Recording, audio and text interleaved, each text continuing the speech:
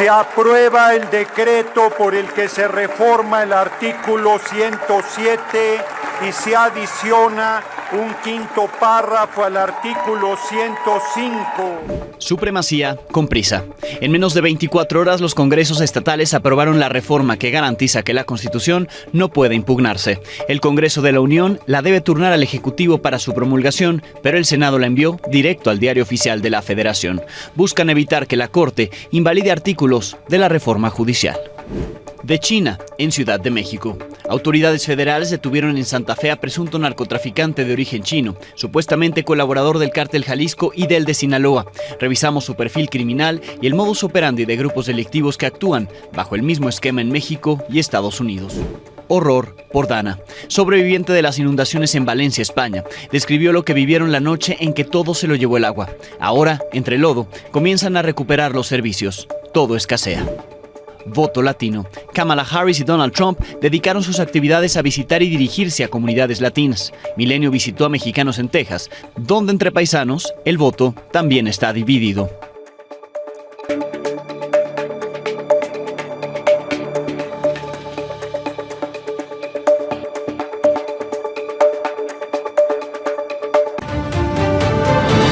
Buenas noches. Los congresos estatales impusieron un nuevo récord para declarar constitucional la reforma de supremacía constitucional que ayer aprobó la Cámara de Diputados cerca de las 8:30 de la noche. Casi 16 horas después, ya 17 congresos del país la tenían aprobada. Algunos congresos ni siquiera dedicaron 10 minutos, ni 10 minutos a cada sesión.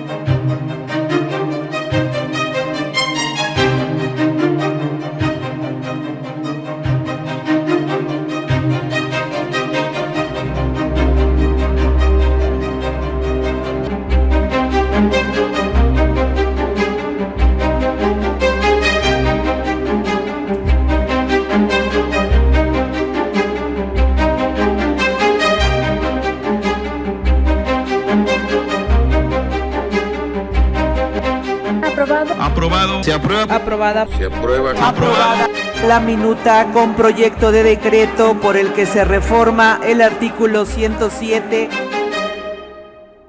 Ya con la aprobación de 23 congresos locales, el Congreso de la Unión hizo la declaratoria de constitucionalidad de esta reforma. Primero fue la Cámara de Diputados, pasadas las 5 de la tarde, y casi una hora y media después lo hizo el Senado.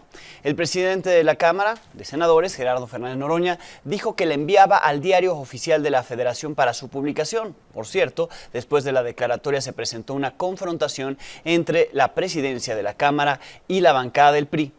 Los priistas pidieron la palabra antes de hacer la declaratoria, lo que Fernández Noroña negó. Esto provocó gritos y hasta empujones en la mesa directiva. Cámara de Senadores declara: se aprueba el decreto, se remite al Diario Oficial de la Federación para su publicación. Nuestra postura era para hablar respecto a la incorporación al orden del día de esta declaratoria de procedimiento de el aval de las legislaturas locales, cuando de origen todo está viciado. Una vez que había iniciado el trámite, fue cuando se solicitó el uso de la palabra y no se podía interrumpir el trámite de la declaración. Ya se había iniciado el trámite. Respetado siempre para que nos des la palabra. Así ha sido. Ese es un tema, nada sí, más. no necesitas, senador Alejandro Moreno, vaya a su curul y dígame desde su curul. Dígame desde su curul lo que no me ponga el dedo encima, no me ponga el dedo encima, no me ponga el dedo encima. Respeto a la presidencia. Respeto a la presidencia. Respeto a la presidencia. Respeto a la presidencia. No me toque. No me toque. Respeta, presidente. Respeta, presidente. Se han agotado los asuntos de la agenda, presidente. Muy bien. Primero.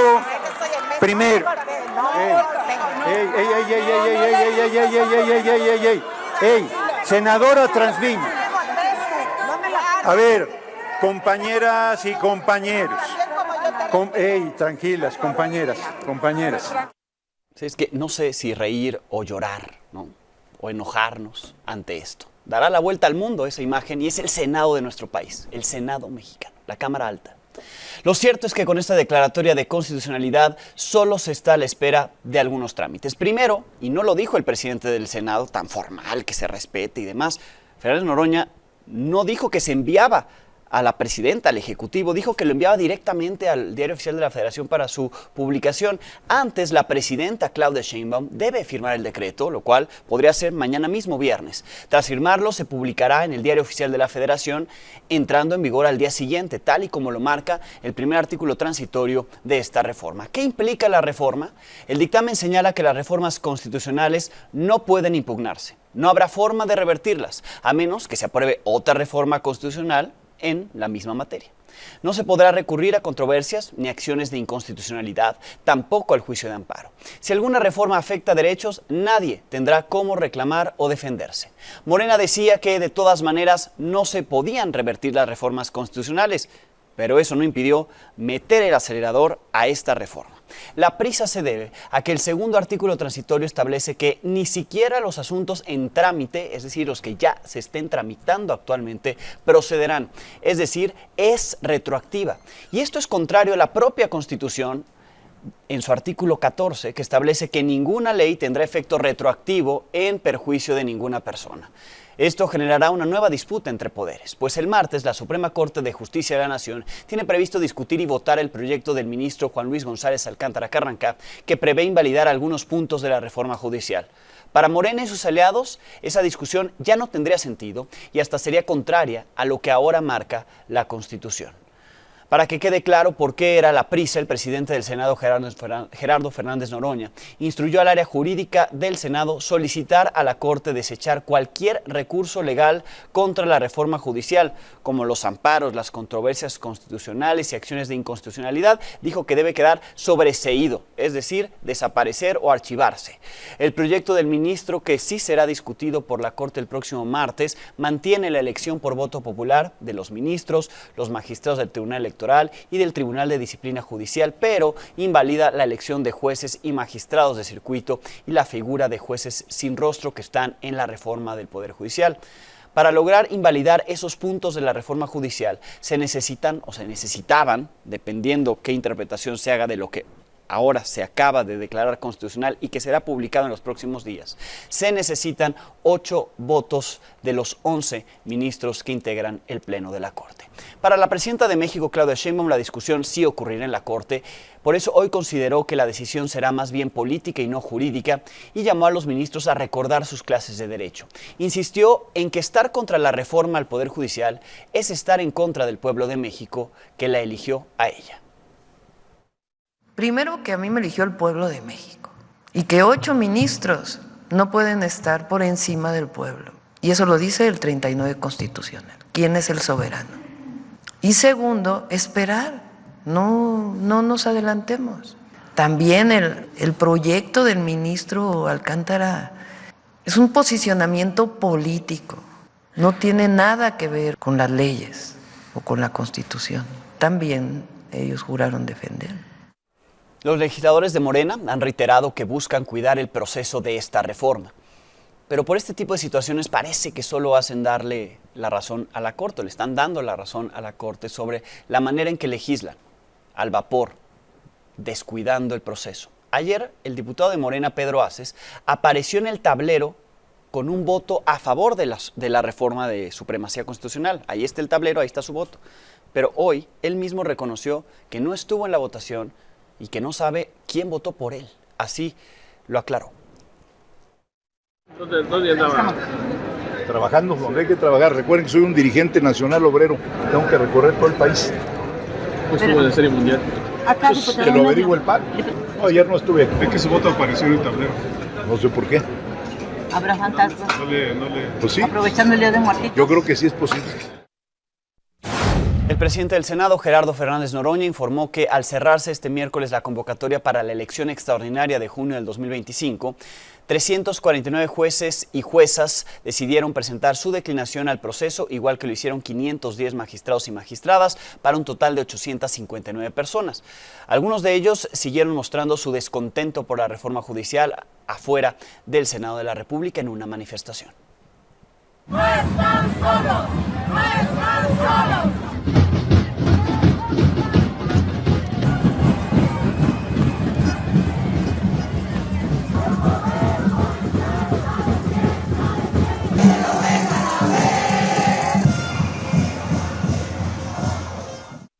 La presidenta Claudia Sheinbaum, la Suprema Corte y el Poder Legislativo eligieron ya a sus integrantes para los comités de evaluación para la elección de jueces, magistrados y ministros. Son el filtro. Ellos determinarán quién sí y quién no puede participar en esa elección. Veremos, algunos de estos perfiles son imparciales o podrían ser imparciales. Desde el Poder Ejecutivo se eligió al ministro en retiro, Arturo Saldívar, quien fue promotor de Claudia Sheinbaum toda la campaña. Es el actual coordinador general de Política y Gobierno de la Presidencia de la República. Defendió la postura de la 4T ante la reforma judicial. En la lista de la presidencia también está Isabel Inés Romero Cruz, magistrada presidenta del Tribunal Superior de Justicia de Veracruz, el estado gobernado por Cuitlava García, quien le ha reconocido su buen trabajo en el estado. Ella, por cierto, promovió que se castigara a la jueza Angélica Sánchez cuando ella tomó una determinación judicial. Ella tomó la postura del gobernador, defendió la postura del gobernador frente a una decisión que debía respetarse por la imparcialidad, ¿sí?, por la autonomía que tiene un juez, en ese caso la jueza Angélica Sánchez. También en la lista está Vanessa Romero Rocha, abogada, columnista. A través de su trabajo ha demostrado también que defiende la postura de la 4T y de Morena. Además está Javier Quijano Vaz, ex abogado de Andrés Manuel López Obrador durante el proceso de desafuero. La lista también incluye a Maricruz Cortés, abogada y maestra en Derecho Electoral. En cuanto al Poder Judicial, se seleccionó a Mónica González Contró, a Emma Mesa Fonseca, a María Emilia Molina, Wilfrido Castañón León y Luis Enrique Pereda, algunos de ellos que se han mostrado en contra de la reforma al Poder Judicial y que incluso se han convertido ya en voceros de los jueces o magistrados en estas semanas.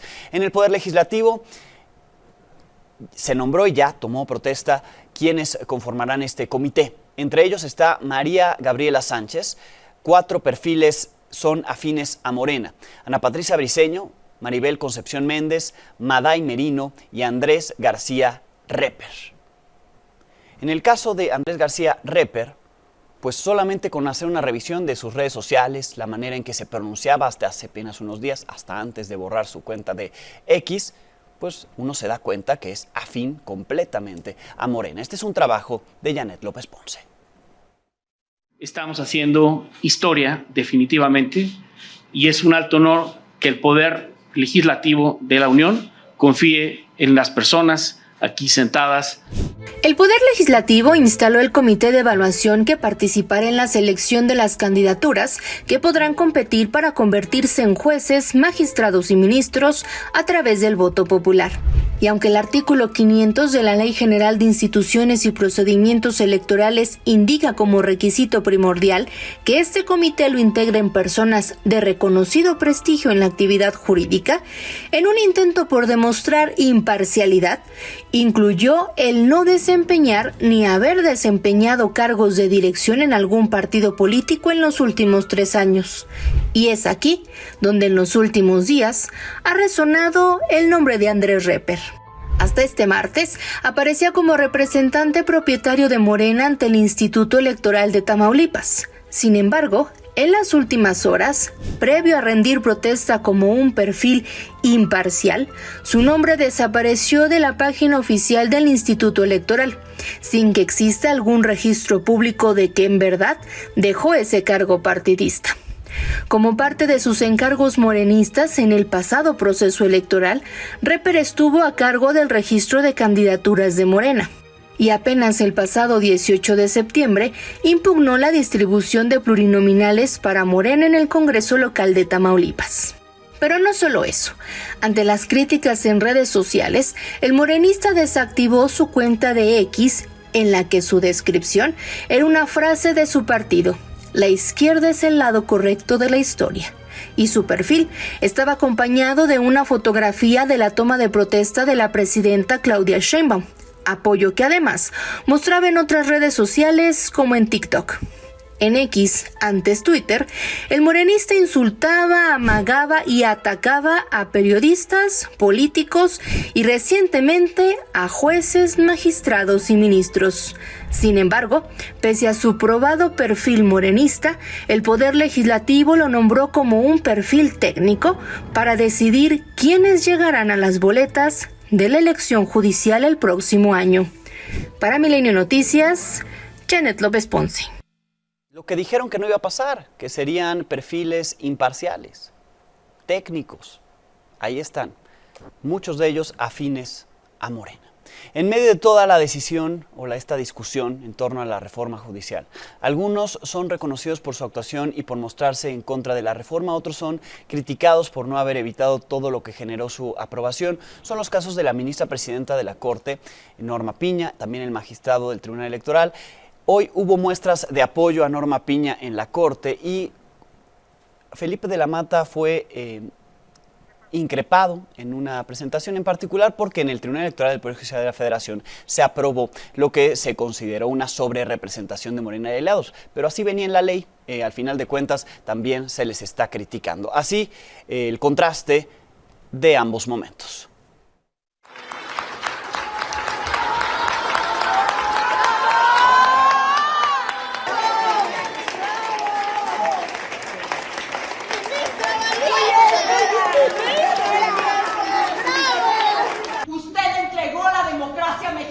Con ese fallo y con esa ponencia de la supermayoría que no votamos los mexicanos. Habremos unos cuantos que no olvidaremos a los traidores. Gracias.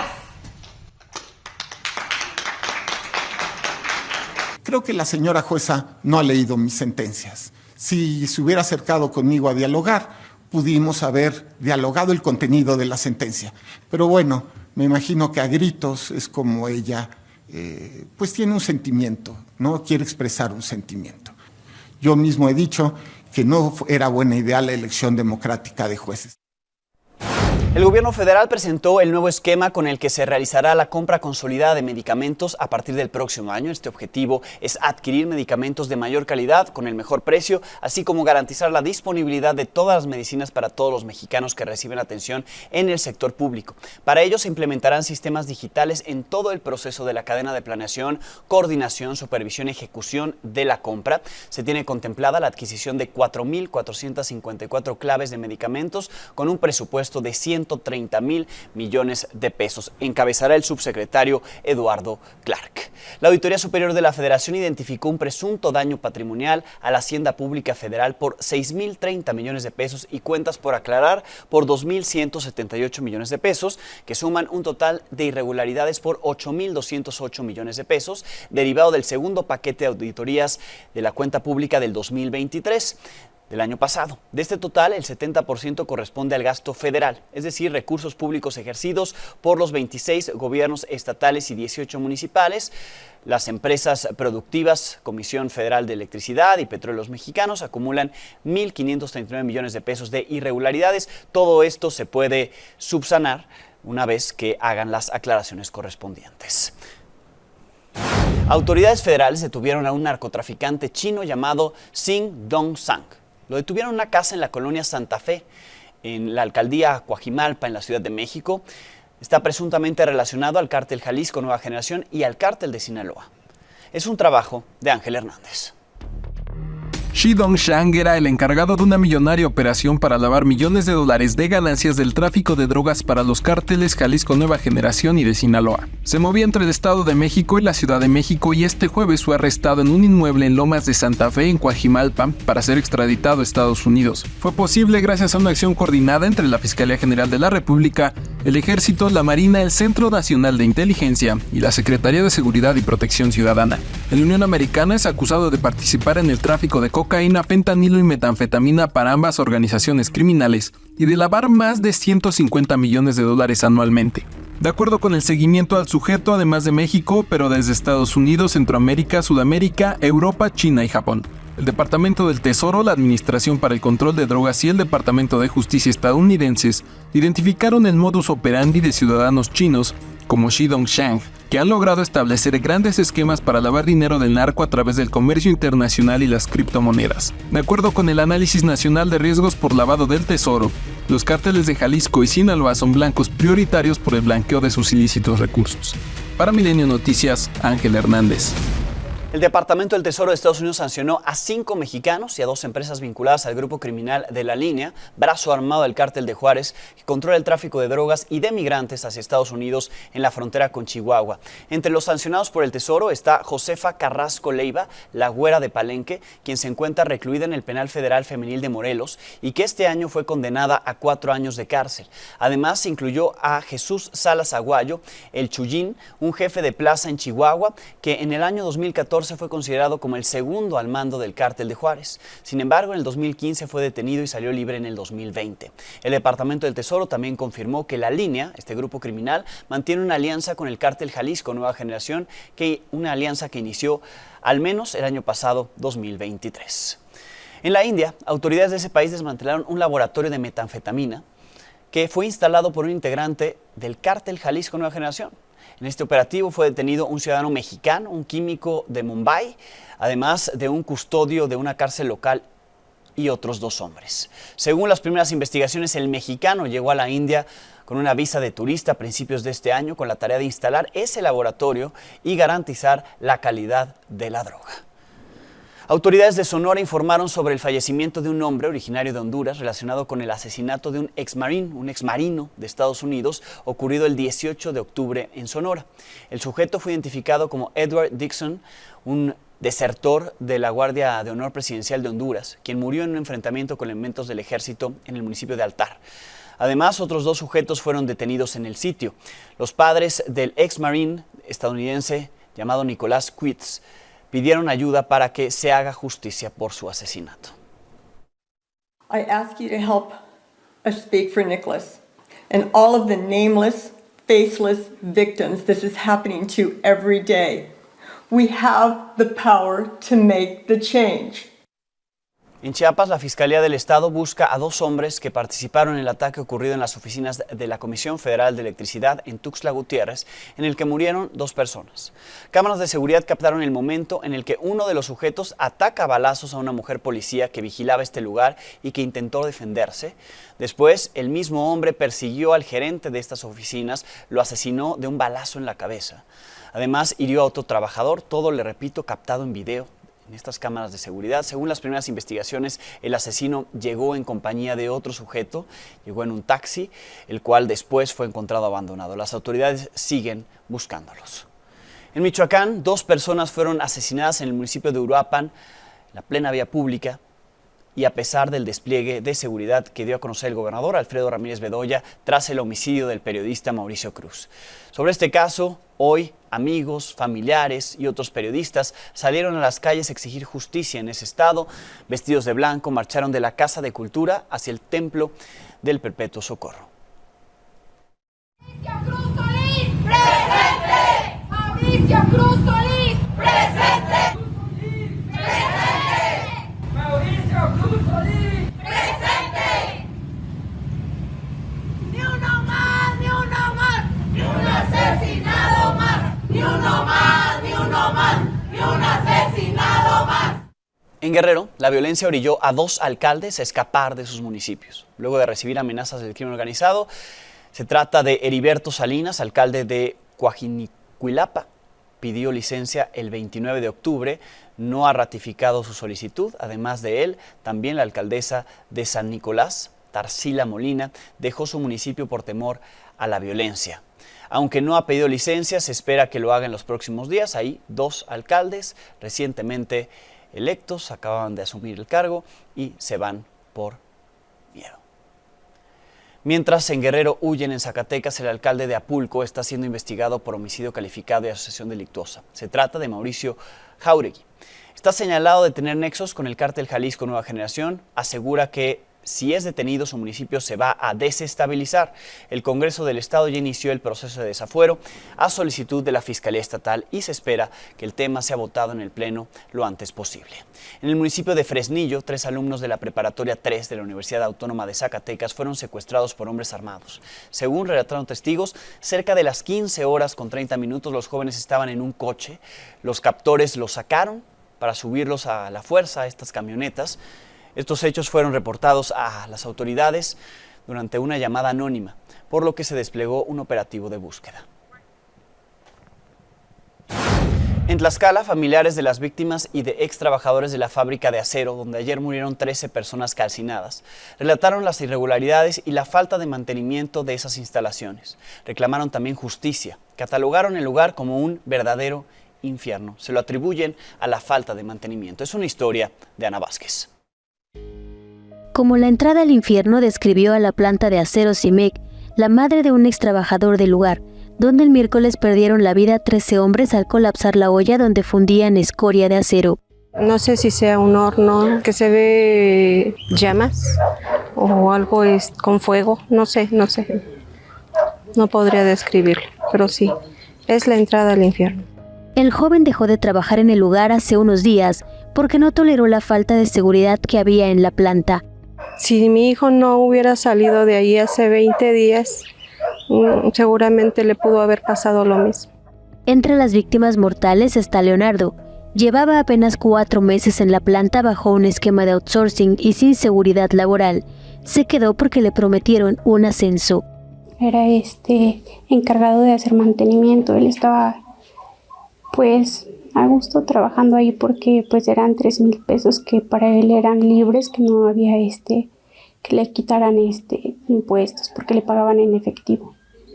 Entonces él también me había comentado que le iban a subir de puesto, que le iban a dar 200 pesos más. Leonardo vivía con sus abuelos, a quienes consideraba como sus padres porque creció con ellos. Alguna persona me comentó que él se encontraba en la olla hasta arriba, que fue cuando pasó el accidente. Entonces, lo único que yo pido es eso, justicia, que se cierre esa empresa, porque no es justo que ahorita fueron 11 o 15, desconozco la cantidad de muertos, pero el dinero ya no va a reponer nada, ¿no? Como Dulce, el resto de los deudos exigen justicia y que la Fiscalía agilice la entrega de los cuerpos. Como abuelos, que nos den el cuerpo de mi nieto, porque él es el que trae para el sustento, para nosotros, para la casa. Pero la Fiscalía les dijo que tardará al menos 10 días, pues necesitará identificarlos con muestras de ADN que ya tomaron a los familiares para compararlas.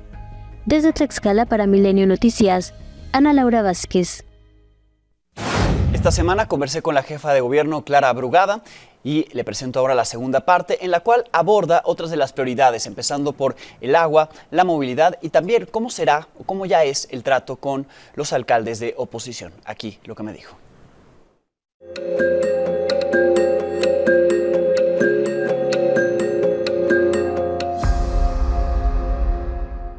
Queremos una ciudad sustentable, una ciudad segura.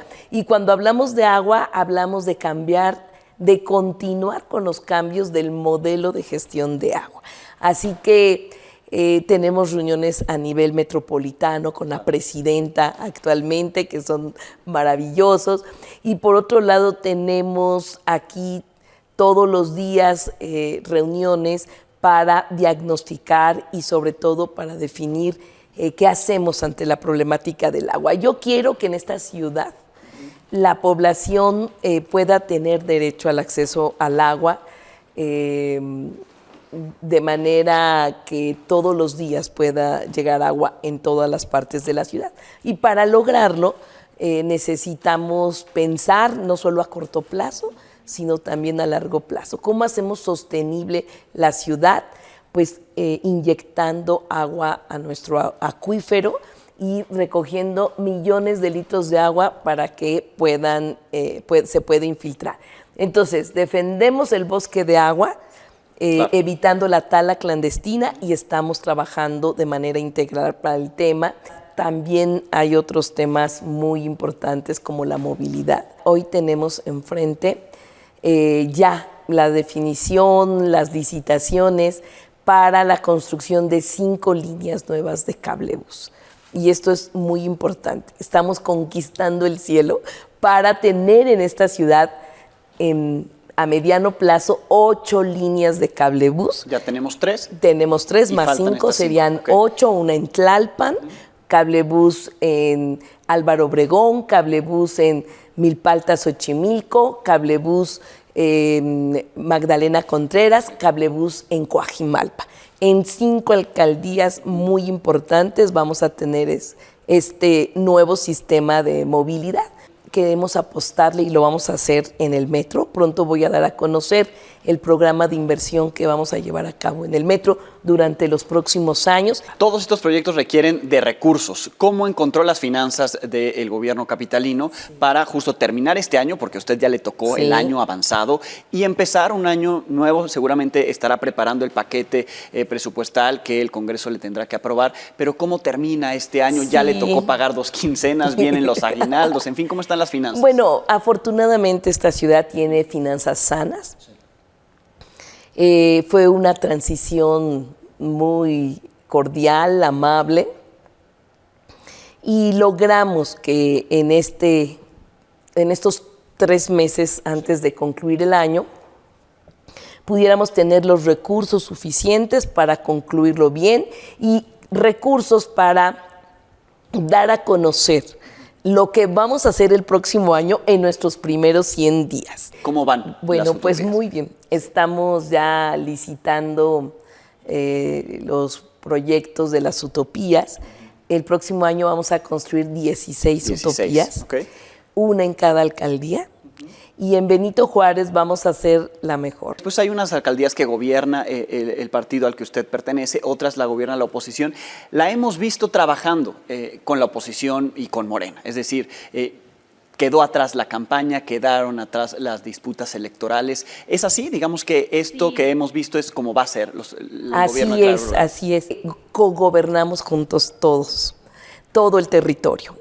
Entonces, hay muchos temas en los que tenemos que ir juntos y no peleados para dar resultados a la gente. Como tú dices, pasaron las campañas, no podremos coincidir. O sea, esto es una realidad en muchas ideas, en nuestra visión de ciudad o nuestra visión de país, pero en lo que sí es en dar resultados a la gente. Entonces, yo tengo un conjunto de programas importantes que van desde el bachetón, que es el tema número 1 para la población. El casi 70% de la población nos dice que los baches es un tema que hay que atender. Entonces vamos juntos, ¿no? Arrancamos el 16 de octubre este gran programa. Desde antes que entráramos 1 de octubre, los alcaldes, 5 de octubre, tu servidora, nos reunimos para estar viendo cuántos baches hay en cada alcaldía, cuántos a nivel de las grandes avenidas que le toca a la ciudad. Pero la idea es que en esta ciudad acabemos con los baches. Finalmente, ¿cuál quiere que sea el sello que ya inició en estas primeras semanas, el sello del gobierno de Clara Brugada? Tengo muchos sellos que quisiera, ¿no? Claro. Uno de ellos es el tema de movilidad. Por supuesto, construir 5 cablebuses, mejorar el metro, electromovilidad, pues es uno de los sellos importantes. Y el otro sello es el de derecho a las mujeres, ¿no? Hacer este sistema público de cuidado y lograr transformar esos diques que han detenido a las mujeres, pues es otro sello importante. Y otro sello importante es lo metropolitano. La verdad es que ahora no puedes pensar en movilidad, ni en seguridad sin tener una visión metropolitana. Queremos hacer una policía metropolitana, por ejemplo, ¿no? Entonces, bueno, nos vamos a poner de acuerdo. En los próximos días nos vamos a reunir 3 mujeres gobernantes, que es la gobernadora de Morelos, la gobernadora del Estado de México, Delfina Gómez, tu servidora, para enfrentar el tema de la tala ilegal del bosque de agua metropolitano. Yo quiero derribar esos muros de desigualdad en la ciudad y yo no quiero que las periferias se vean como sinónimo a pobreza, desigualdad y olvido. Yo quiero que las periferias tengan los mismos derechos que aquí donde estamos sentados, el centro de la ciudad, y que tengan suficiente agua, educación, caminos, hospitales, el mejor transporte. Eso es lo que queremos. Por eso digo, un solo sello, pues no, ¿verdad? No, ojalá que se cumplan todos los sellos. Pues ¿no? vamos a trabajar en ello. Bien, y si nos permite, pues haremos la revisión correspondiente en estos años y estaremos platicando por supuesto. Frecuentemente para ver cómo van, ¿no? ¿Qué hace falta? Muchísimas gracias y gracias por recibirnos acá en sus oficinas. Bienvenidos, bienvenidas a nuestra audiencia. Gracias a Clara Brugada, la jefa de gobierno de la Ciudad de México.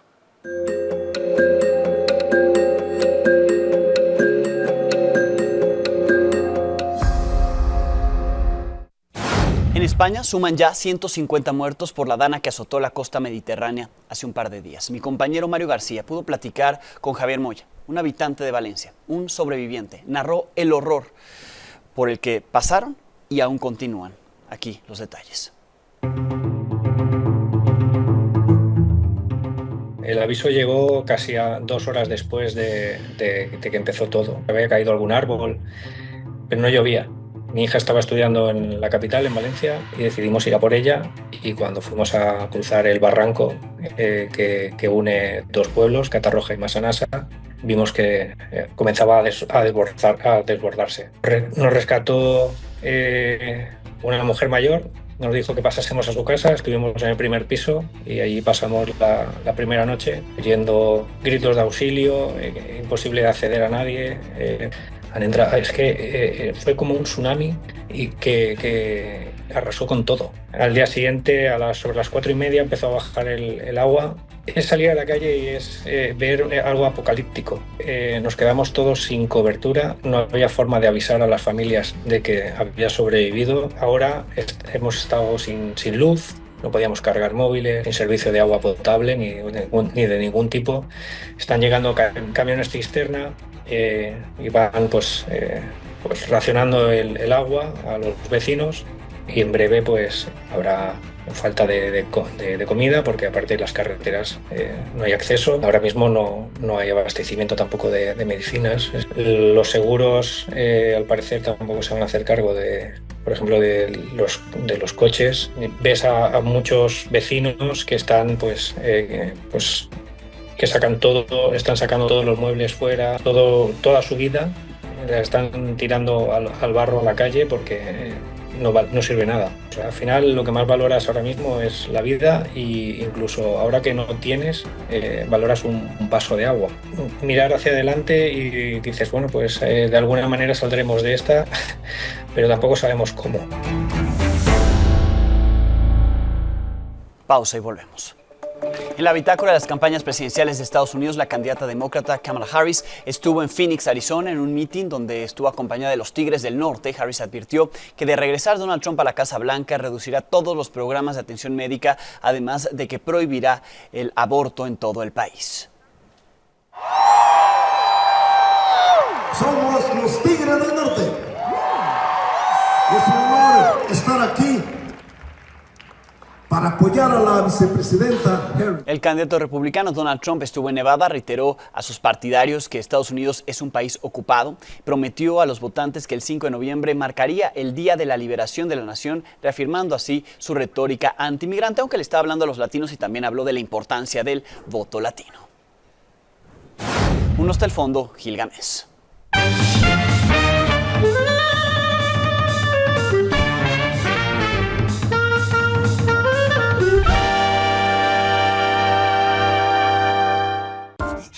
Gil caminaba sobre la duela de cedro blanco cuando se encontró con el New York Times en su versión en español.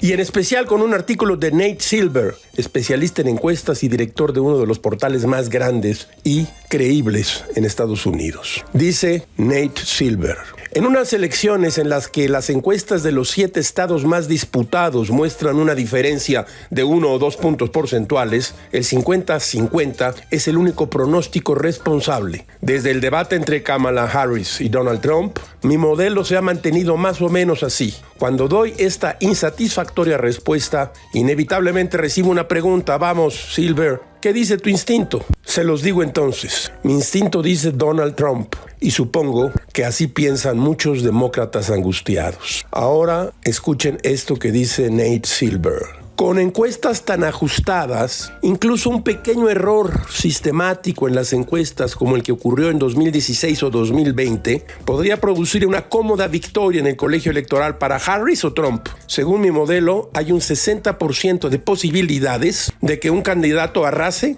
en al menos 6 de los 7 estados disputados. Así las cosas para Nate Silver en las próximas elecciones en los Estados Unidos. Todo es muy raro, caracho, como diría Abraham Lincoln. Nadie me inducirá a votar una cosa que considero falsa para conseguir con ese voto algo que considero justo.